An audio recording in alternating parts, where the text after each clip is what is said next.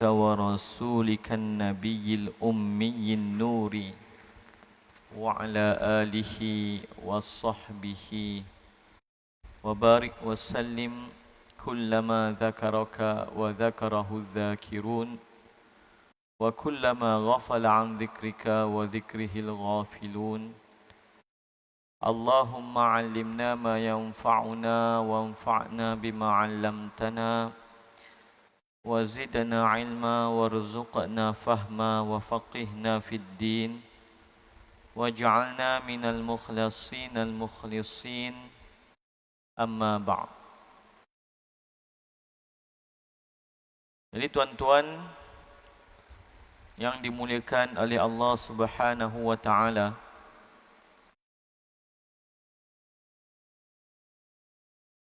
maka hari ini insya-Allah kita menyambung semula perbincangan kita berkenaan dengan bulan-bulan yang mulia yang menjadi gerbang dan pintu masuk kepada bulan Ramadan. Dan kita masih berada di hujung berkenaan bulan Rejab.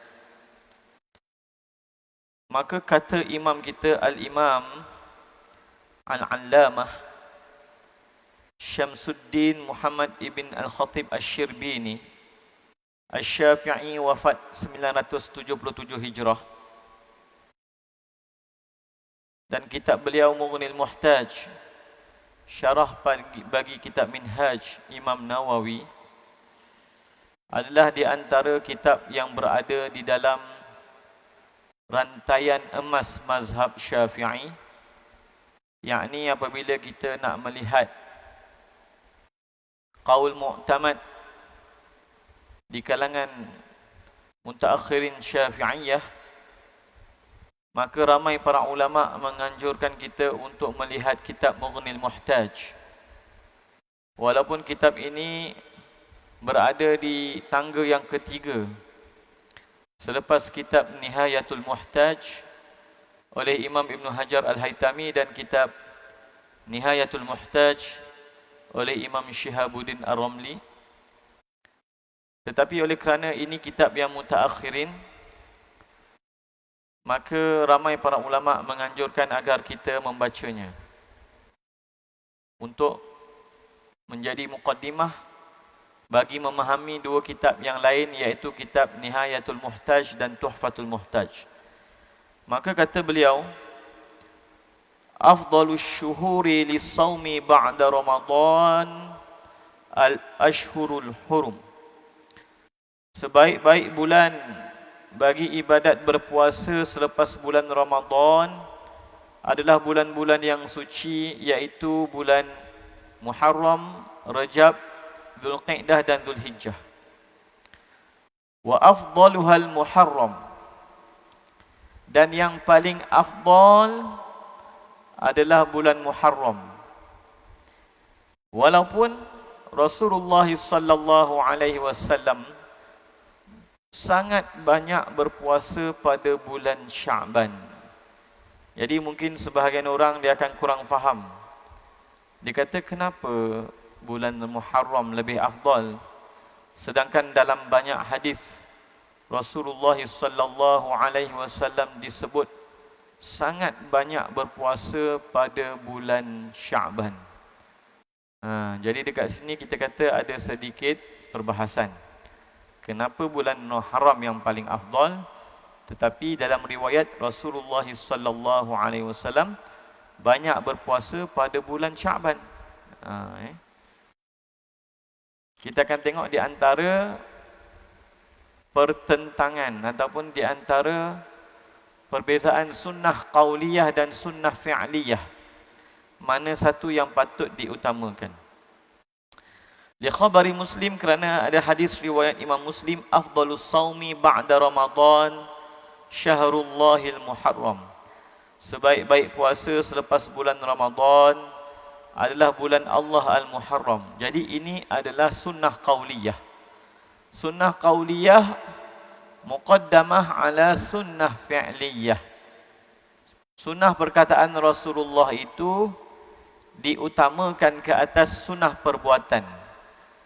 Jadi walaupun Rasulullah sallallahu alaihi wasallam secara perbuatannya lebih banyak berpuasa pada bulan Sya'ban, tetapi secara qauliyahnya, secara perkataan dan sabdaan baginda sallallahu alaihi wasallam menyatakan bulan yang paling afdal untuk berpuasa selepas Ramadan adalah bulan Muharram.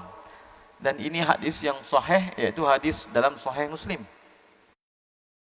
Maka sebab itu ulama mazhab Syafi'i menyatakan selepas bulan Ramadan, bulan yang paling afdal berpuasa adalah bulan Muharram. Maka berbaki lagi kita 3 bulan yang lain, Rajab, Zulqa'dah dan Zulhijjah.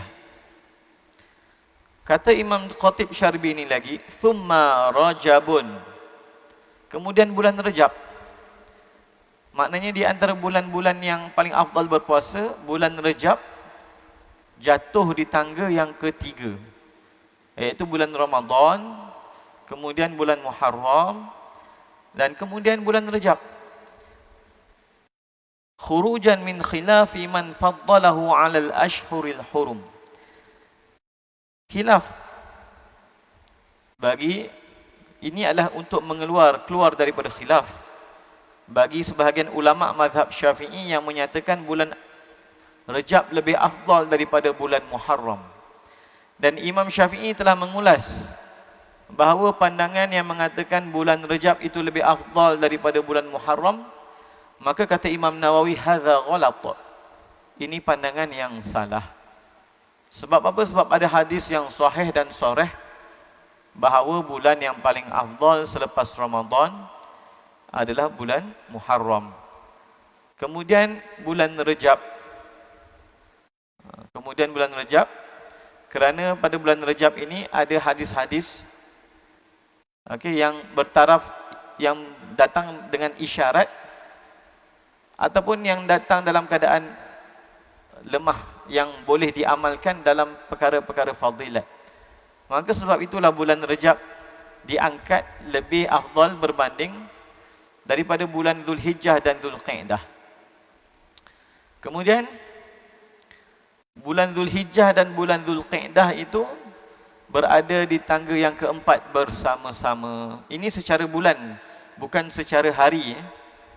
Kalau secara hari, hari yang paling afdal berpuasa sepanjang tahun selepas bulan Ramadan adalah hari Arafah, kecuali bagi mereka yang mengerjakan haji. Dan hari Arafah itu adalah hari 9 Zulhijjah. Tapi dari segi bulan yang paling afdal selepas bulan Rajab adalah bulan Zulhijjah dan Zulqa'dah. Jadi tangga pertama Ramadan, yang kedua Muharram, yang ketiga Rajab, dan yang keempat bulan Zulhijjah dan Zulqa'dah. Thumma Sya'banu. Kemudian bulan Zulhijjah dan Zulqa'dah. Dan kita dalam mazhab Syafi'i ataupun mazhab jumhur ulama kecuali mazhab Hambali menyatakan bahawa bulan Sya'ban itu juga adalah bulan yang disunatkan untuk berpuasa. Kerana diriwayatkan Rasulullah sallallahu alaihi wasallam sangat banyak berpuasa pada bulan Sya'ban. Bahkan ada lafaz yang menyatakan bahawa Rasulullah sallallahu alaihi wasallam pernah berpuasa penuh pada bulan Sya'ban. Maka apabila bulan Rajab dan bulan Sya'ban termasuk dalam bulan yang disunatkan berpuasa sebelum Ramadan, maka kita boleh buat kesimpulan bahawa 2 bulan sebelum bulan Ramadan itu adalah bulan yang disunatkan berpuasa. Bulan Rajab tangga yang ketiga, bulan Sya'ban tangga yang kelima. Maka bulan Rajab dan bulan Sya'ban juga adalah merupakan musim ibadah. Musim ibadah yang kita disunatkan untuk mengambil cakna, menghidupkannya. Khususnya insya-Allah nanti kita akan sampai pada bab nisfu Sya'ban.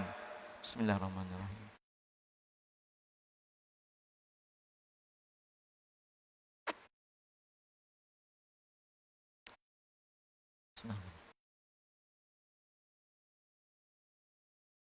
Walhamdulillah kita dah habis bab yang ke-8. Kita telah selesai bab yang ke-8, iaitu bicara tentang kelebihan bulan Rejab. Dan nanti ada khilaf lagi nanti sampai pada malam Isra' dan Mi'raj 27 Rejab. Adakah kita disunatkan berpuasa pada 27 Rejab? Walaupun kita katakan bahawa penentuan 27 Rejab sebagai tarikh Isra' dan Mi'raj adalah perkara yang zanni, perkara yang boleh berbeza pandangan di kalangan para ulama, tetapi kebanyakan ulama ataupun ulama-ulama kita memilih pandangan yang paling tepat pada berlakunya peristiwa Isra' dan Mi'raj itu adalah 27 Rejab. Maka nanti sampai 27 Rejab adalah orang yang bid'ahkan, tak boleh puasalah, tak sunat puasalah, tak boleh sambut Isra' Mi'raj lah. Maka di sini saya nukilkan kata-kata ulama mazhab Syafi'i yang menyatakan sunat juga kita berpuasa pada 27 Rejab. Sebahagian ulama menyatakan hari-hari yang istimewa dalam bulan Rejab itu pada 1 Rejab, 10 Rejab dan juga pada 27 Rejab. 1 Rejab ada riwayat berkenaannya. 10 Rejab dikatakan itu adalah hari bapa Rasulullah sallallahu alaihi wasallam bersama dengan isteri baginda sallallahu alaihi wasallam, isteri beliau Sayyidatina Aminah radhiyallahu anha. Dan 27 Rejab adalah hari Isra' dan Mi'raj ataupun malam Isra' dan Mi'raj. Maka pada malam tersebut sebahagian ulama menyatakan walaupun tidak ada fadilat secara khusus. Walaupun tidak ada fadilat secara khusus. Maknanya tak ada menyebut malam tersebut akan berulang-ulang seperti mana malam Isra' Mi'raj yang pernah berlaku. Tetapi dipanggil secara munasabah. Secara munasabah elok dihidupkan, dimuliakan. Kerana ia adalah malam yang pernah berlaku kemuliaan pada Rasulullah sallallahu alaihi wasallam. Maka dalam kitab Fathul Wahhab Syarah Manhajut Tullab. Manhajut Tullab ni adalah karangan Syekhul Islam Zakaria Al-Ansari. Manhajut Tullab adalah karangan Syekhul Islam Zakaria Al-Ansari. Syekhul Islam Zakaria Al-Ansari ini adalah ulama yang dikurniakan oleh Allah dengan umur yang panjang sehingga 100 tahun.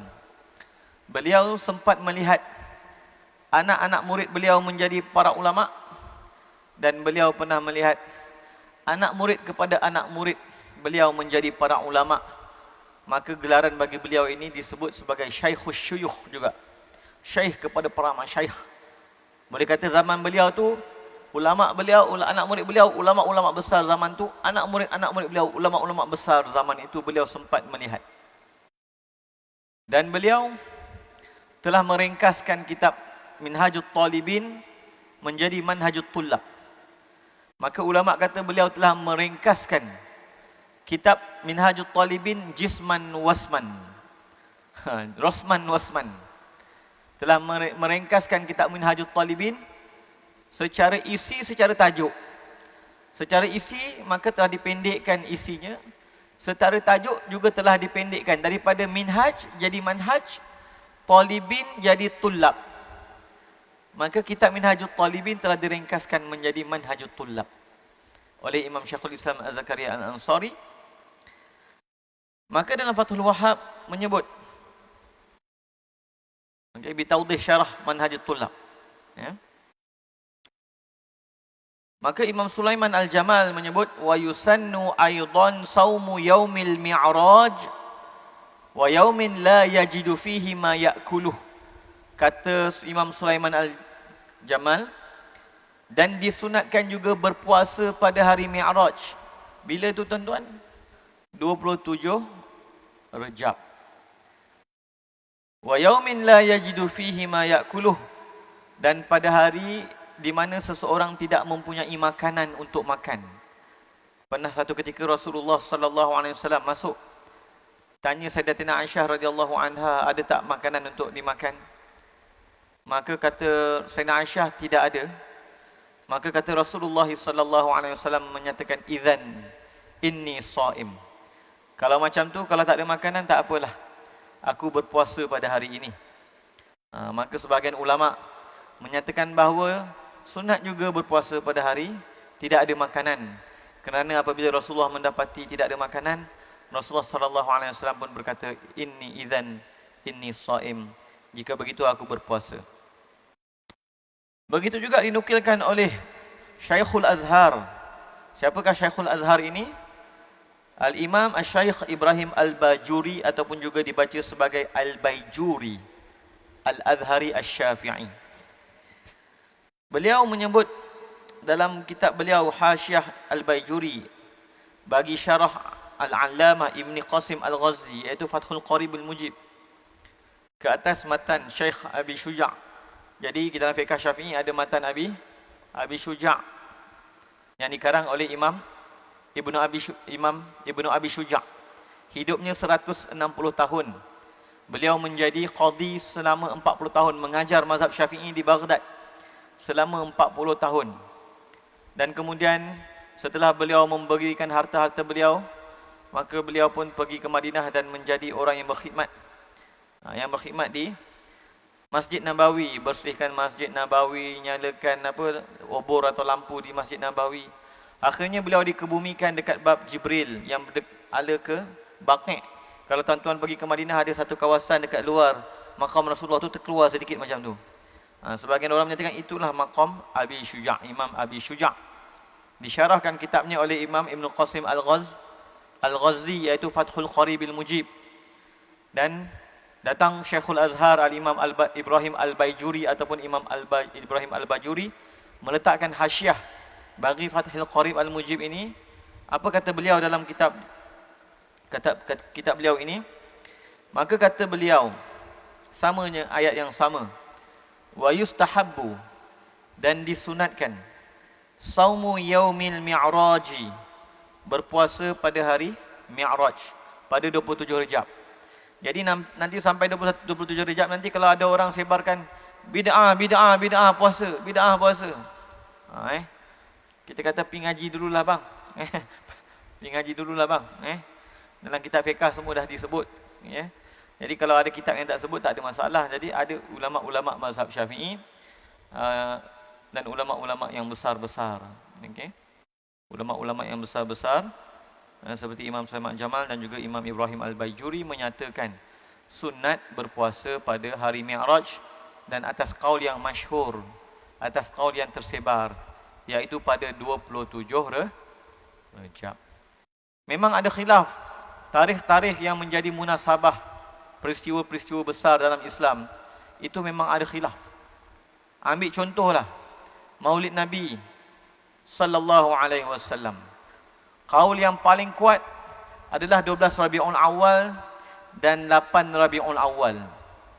Sebab itu Malik Muzaffar yang mula-mula merayakan Maulid Nabi secara sambutan di peringkat negara, beliau pada satu tahun buat 12 Rabiul Awal, kemudian pada tahun depan buat 8 Rabiul Awal.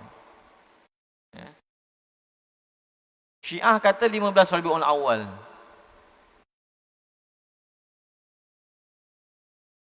Dan salah seorang ulama falak kata 9 Rabiul Awal. Jadi kita kata macam ni tak ada masalah. Benda ni bukan benda usul i'tiqad.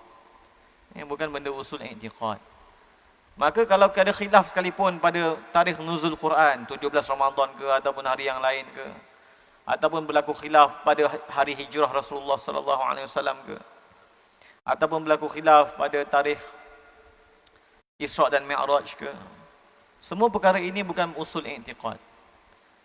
Maka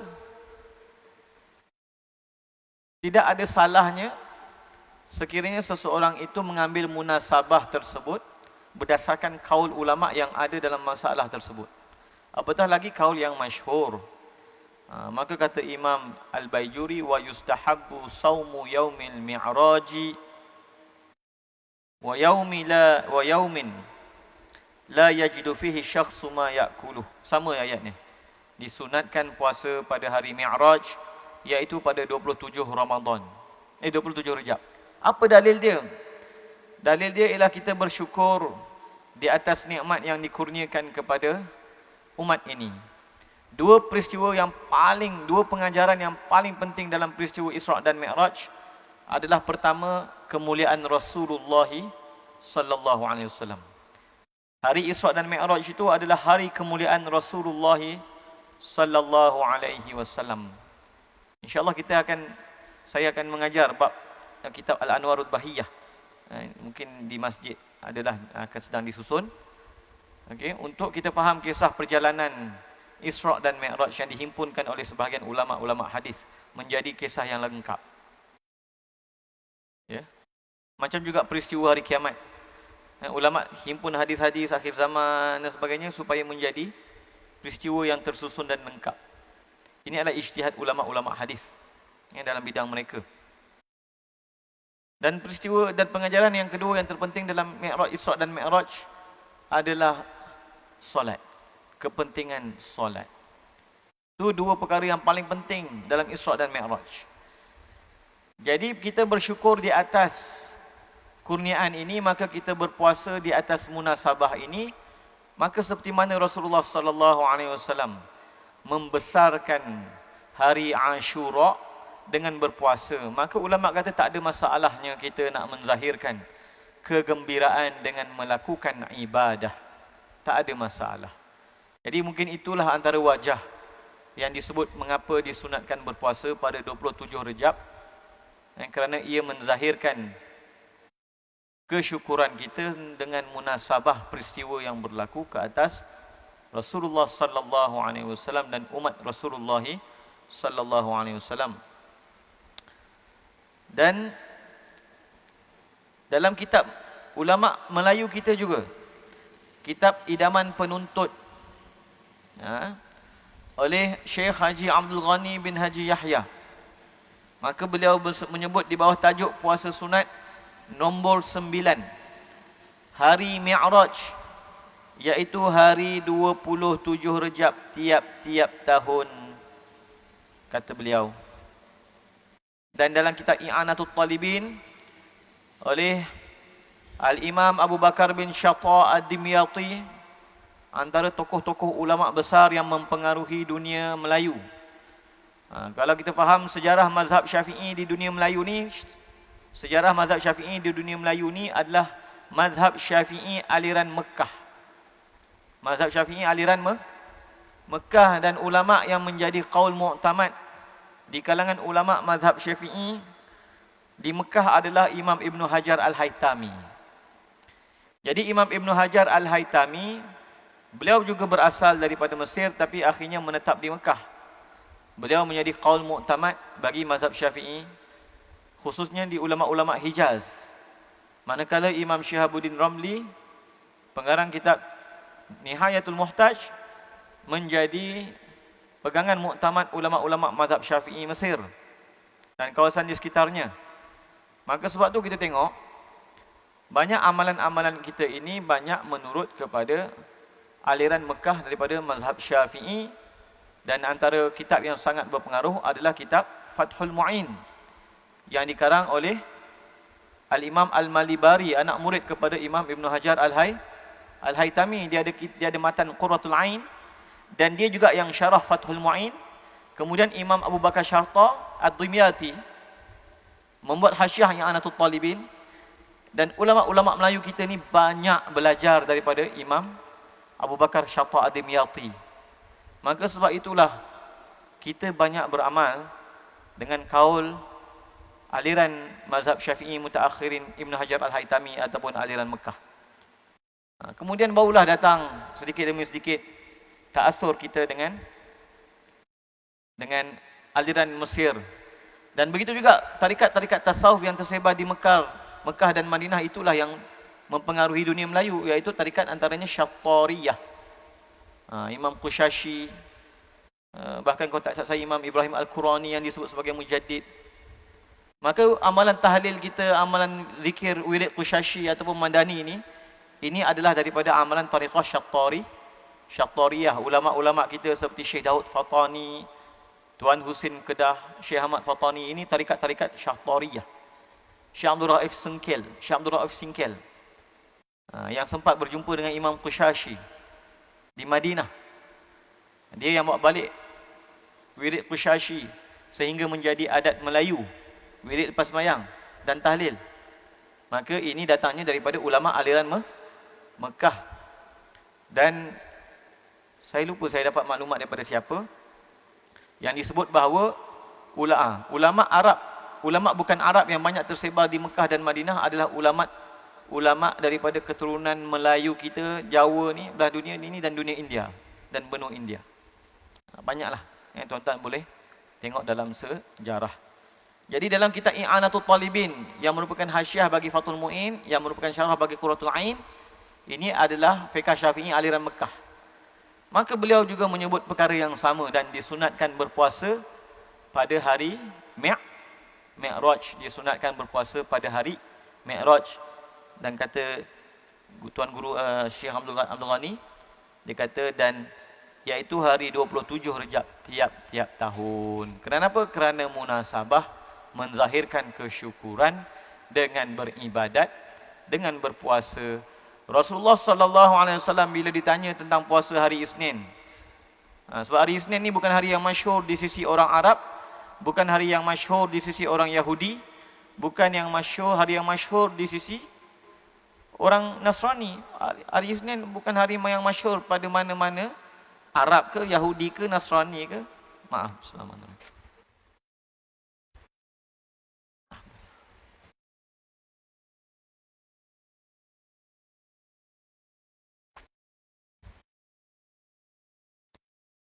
Jadi hari Isnin bukan hari yang masyhur.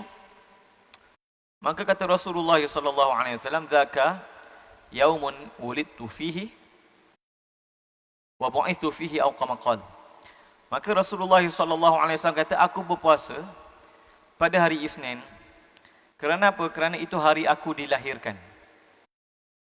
Dan itu hari aku dibangkitkan. Maka sebahagian ulama kata, Yaumul Isnin ini Yaumul Muhammadiyah. Hari Isnin ini hari Nabi Muhammad SAW. Banyak berlaku peningkatan hidup Rasulullah SAW pada hari Isnin. Hari Jumaat, hari Nabi Adam. Nabi Adam diciptakan pada hari Jumaat, dikeluarkan daripada syurga pada hari Jumaat, diwafatkan pada hari Jumaat. Kiamat pun akan berlaku pada hari Jumaat. Jadi, apa yang saya nak sebutkan di sini ialah cara Rasulullah menzahirkan kesyukuran itu dengan melakukan ibadah puasa. Cara Rasulullah menzahirkan kesyukuran itu adalah dengan menzahirkan ibadah puasa. Maka begitu juga ulama kita, sebahagian kita yang menyebut sunat berpuasa pada hari Isra' dan Mi'raj adalah kerana menzahirkan ibadah, khususnya ibadah puasa. Kerana itu juga yang pernah Rasulullah lakukan bagi menzahirkan kegembiraan baginda sallallahu alaihi wasallam di atas nikmat-nikmat yang berlaku pada baginda ataupun pada nabi-nabi yang lain. Baik. Jadi jangan duk gaduh-gaduh lah nanti. Sampai 27 Mi'raj nanti, jangan duk gaduh-gaduh lah. Kita kata kita dah ada nas daripada kitab-kitab ulama kita. Maka siapa nak berpuasa silakan, siapa tak nak memang tak ada masalah pun. Yang ini adalah amalan sunat. Yang bermasalah adalah golongan yang suka mengharamkan perkara yang tidak haram.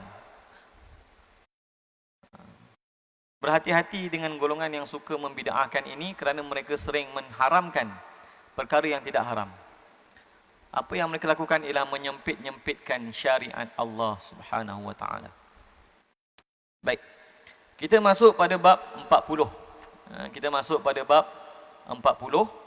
Pada bab 40. Minta maaf. Pada bab yang ke-9, hadis yang ke-9 berkenaan dengan bulan Sya'ban. Jadi kita akan tengok Rasulullah sallallahu alaihi wasallam memang memuliakan bulan Sya'ban. Dan hadis berkenaan dengan Rasulullah sallallahu alaihi wasallam memperbanyakkan puasa pada bulan Sya'ban ni hadis yang sahih. Tetapi kenapa pula bulan Muharram itu lebih afdal berpuasa daripada bulan Sya'ban? Sedangkan Rasulullah lebih banyak puasa pada bulan Syaban. Nanti kita akan tengok baca. Jadi ini antara fiqhul hadis. Fiqh yang kita nak faham apabila berlaku pertentangan riwayat antara sunnah qauliyah dengan sunnah fi'liyah ataupun antara sunnah qauliyah dengan sunnah qauliyah. Jadi kaedah yang pertama kita cuba jamak dan taufiq, ya. Baik. Hadis pra Ramadan. Rasulullah sallallahu alaihi wasallam banyak melakukan puasa di bulan Sya'ban. Bulan Sya'ban ni adalah di antara bulan musim ibadah yang kita dah sebut. 2 bulan sebelum bulan Ramadan, mengikut mazhab Syafi'i ataupun qaul jumhur ulama, adalah sunat berpuasa. Kecuali mazhab Hambali. Mazhab Hambali kata bulan Sya'ban tak sunat puasa. Dan mereka mengatakan qaul muktamad mereka, khususnya di kalangan mutaakhirin, bulan Rejab tak boleh puasa penuh. Kalau nak puasa penuh juga, kena puasa bulan selain daripada Ramadan juga puasa penuh. Ataupun jangan puasa penuh sepenuh bulan Rajab, tinggalkan 1 hari supaya tak penuh berpuasa pada bulan Rajab. Itu bukan kaul Syafi'i, bahkan bukan kaul jumhur ulama, itu kaul mazhab Hambali. Bahkan ada sebahagian mazhab Hambali pun tak berpandangan macam tu. Berkenaan bulan Sya'ban, maka kalau kita tengok dalam ensiklopedia fiqh yang terbesar yang ditulis dalam kurun yang ke-20, saya dapat maklumat daripada Syekh Abdul Sattar Abu Ghudah, mengatakan bahawa penulis bagi mausu'ah fiqhiyah terbitan Kuwait itu sebenarnya para penulisnya adalah ulama Syria.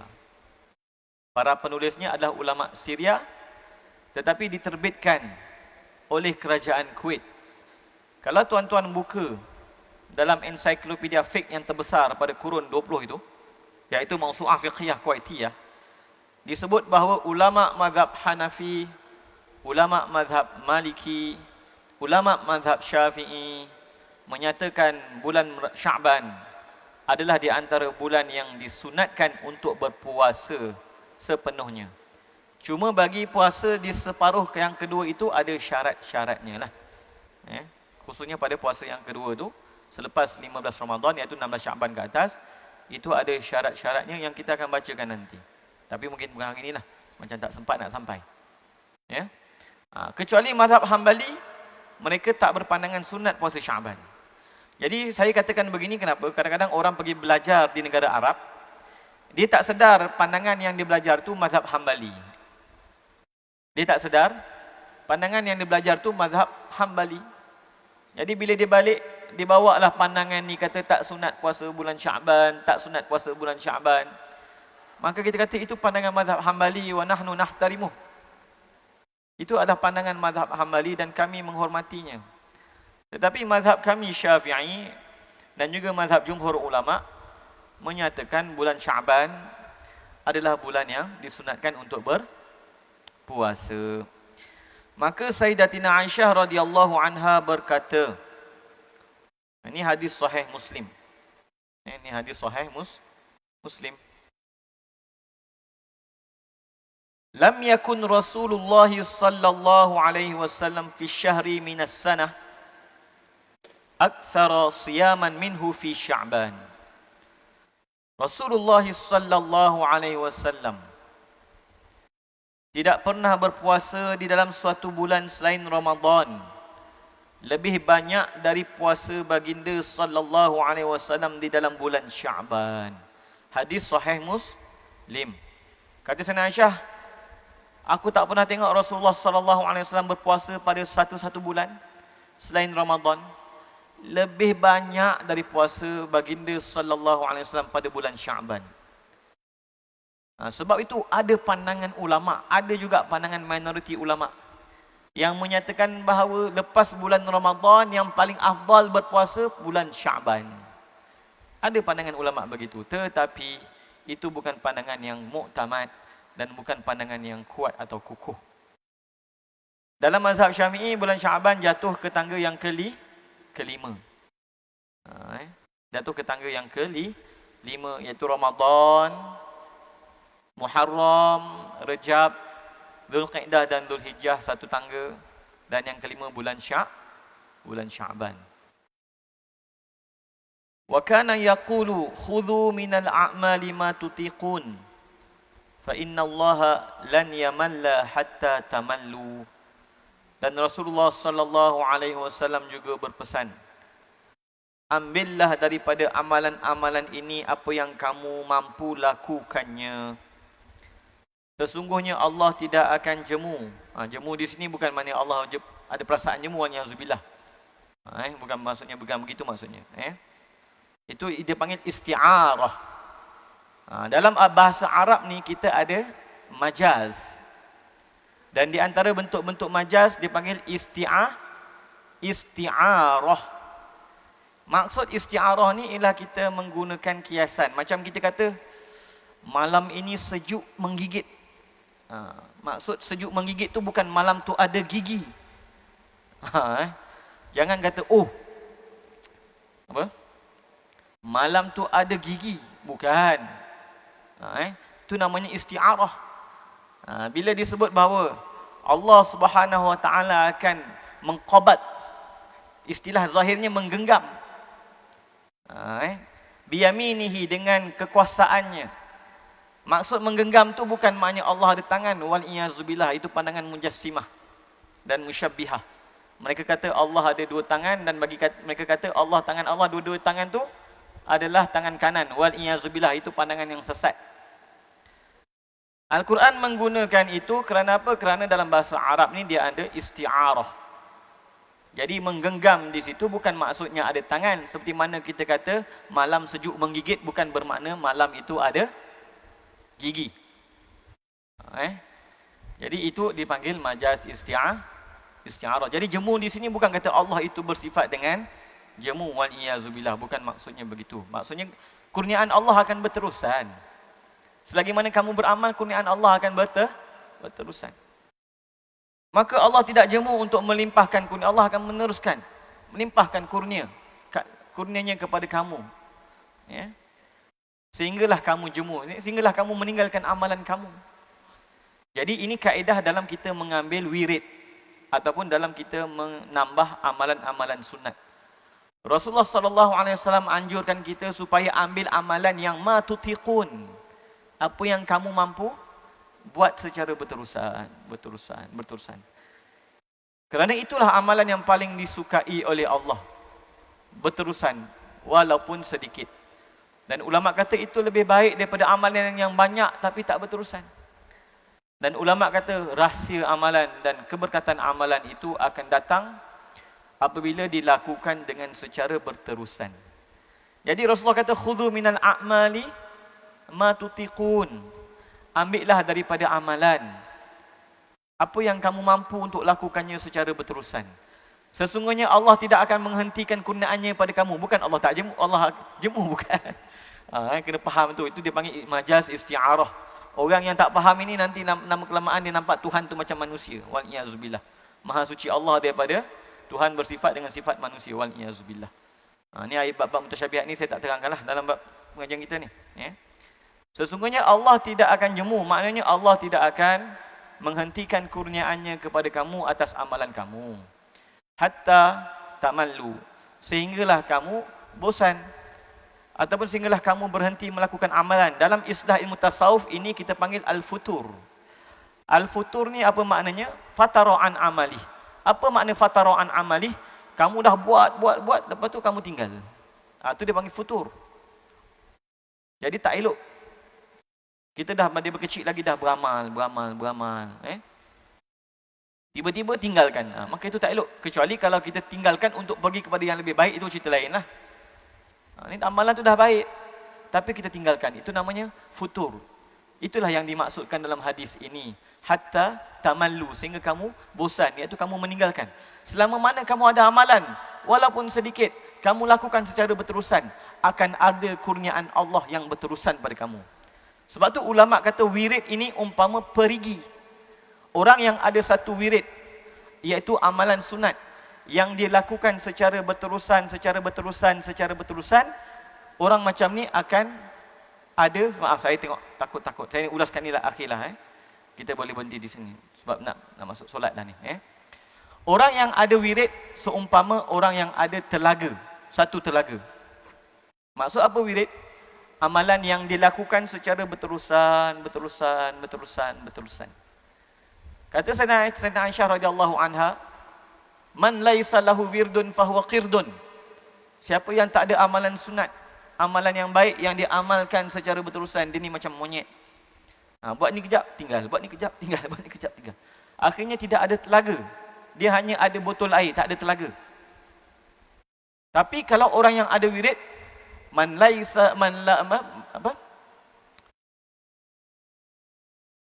barang siapa yang ada wirid, man kana lahu wirdun falahu waridun. Siapa yang ada wirid, maka dia akan ada kurniaan warid. Warid ni ulama sebut sebagai salah satu bentuk daripada bentuk-bentuk hidayah. Jadi kalau kita ada 4 wirid, ada wirid lepas subuh, ada wirid sebelum subuh, ada wirid sebelum maghrib, ada wirid selepas maghrib, maka orang macam ni seumpama ada 4 perigi. Ibarat kata macam ada 4 meter air lah kat luar rumah dia tu. Dan melalui wirid-wirid tersebut, dia akan dapat waridat. Waridat ni adalah satu bentuk-bentuk hidayat. Ada waridatul intibah, ada waridatul iqbal, ada waridatul wisal. Ini dalam pembahasan ilmu tasawuf. Tapi yang penting bila kita ada amalan yang kita amalkan sentiasa. Contohnya lepas sembahyang, baca ayat kursi, tak tinggal. Daripada muda sampai ke tua, tak tinggal. Itu satu wirid. Lepas sembahyang tak tinggal zikir 100. Itu satu wirid. Siapa yang amal wirid ayat kursi selepas sembahyang, maka tidak ada yang memisahkannya dengan syurga kecuali maut. Dalam riwayat yang lain, Allah akan pelihara daripada solat ke solat. Bahkan ada kata para ulama, Allah akan mencabut nyawanya tanpa perantaraan malaikat maut. Itu satu wirid. Siapa yang amalkan 33 subhanallah, 33 alhamdulillah, 33 Allahu Akbar, dan 1 la ilaha illallah wahdahu la syarikalah lahul mulku wa lahul hamdu wa huwa ala kulli syai'in qadir, ataupun ditambah yuhyi wa yumiit. Dalam hadis sahih menyebut, siapa yang amal baca ini selepas solat fardu, digugurkan dosa-dosanya yang terdahulu. Walaupun ulama kata itu merujuk kepada dosa kecil, tetapi sebahagian ulama menyatakan bahawa juga termasuk dosa besar secara tafaddulah. Kalau Allah nak ampunkan dosa besar pun boleh juga. Contohnya lepas subuh buat zikir 100. Lepas sembahyang zuhur buat zikir 100. Lepas sembahyang asar buat zikir 100. Jadi dah hapus dosa kecil, dah hapus dosa kecil, dah hapus dosa kecil. Mungkin amalan yang lain mengangkat darjat, mungkin amalan yang lain menghapus dosa besar secara tafaddulah. Secara tafaddul daripada Allah Subhanahu wa taala. Jadi bayangkan kalau dia ada wirid Al-Quran, dia ada wirid selawat. Ambil contoh. Orang yang tak ada wirid, orang yang miskin. Ulama suruh kita, anjurkan kita melakukan zikir la ilaha illallah sebanyak 300 kali sehari semalam. Andai kata kita tak mampu, kita lakukan sahajalah. Contohnya satu hari siang 100, malam 100. Satu hari 200, 5 hari 1000. Satu bulan berapa? 6,000. Setahun berapa? 72,000. Jadi orang yang zikir la ilaha illallah siang 100, malam 100, setahun dia dah ada berapa? 72,000 la ilaha illallah. Satu la ilaha illallah lebih berharga dan lebih berat. Dalam hadis saya akan kongsi dengan tuan-tuan 50 hadis berkenaan dengan fadilat kalimah tauhid dan zikir tahlil. InsyaAllah PDF ni saya akan edarkan. Saya harapkan pada bulan Ramadan nanti. Sangat besar fadilat la ilaha illallah. Satu fadilat la ilaha illallah saja dah besar. Tapi kalau dia zikir pagi 700, 100, petang 100, setahun dah dapat 72,000. Dah dapat 72,000 la ilaha illallah. Kalau dia hidup 2 tahun, kalau dia hidup 3 tahun, berapa banyak la ilaha illallah yang ada dalam buku amalan dia. Tapi kalau orang tu duduk sibuk bid'ah la ilaha illallah, pagi dia bid'ahkan la ilaha illallah 100 kali, malam dia tengok orang buat tahlil, dia kata bid'ah. Tiap-tiap sepanjang tahun dia bid'ahkan orang, tak dapat apa hasil. Yang dapat sibabul muslim fusuk, mencaci orang Islam itu fasik. Ya. Jadi hendaklah kita, tuan-tuan yang dimuliakan oleh Allah Subhanahu wa taala, ada wirid. Dan banyak hadis yang menganjurkan wirid-wirid, yang amalan-amalan yang boleh kita lakukan secara berterusan. Masing-masing ada habuan masing-masing. Begitu juga Rasulullah sallallahu alaihi wasallam, kita kata Kembali pada hadis yang kita nak tutup ini, banyak berpuasa pada bulan Syaban. Tapi Rasulullah kata, ambil apa yang kamu mampu. Ambil apa yang kamu mampu dan jadikan ia amalan yang berterusan. Sesungguhnya kurniaan Allah bagi orang yang mempunyai amalan yang berterusan itu pasti ada. Sehingga kalau dia meninggalkan akan terputuslah kurniaan tersebut. Maka ambil amalan yang boleh dilakukan secara berterusan sebagai wirid. Maka saya tangguhkan dengan tasbih kafarah dan suratul As. Subhanallah wa bihamdih. Subhanakallahumma wa bihamdika asyhadu an la ilaha illa anta astaghfiruka wa atubu ilaik. Bismillahirrahmanirrahim. Wal 'asri innal insana lafi khusr.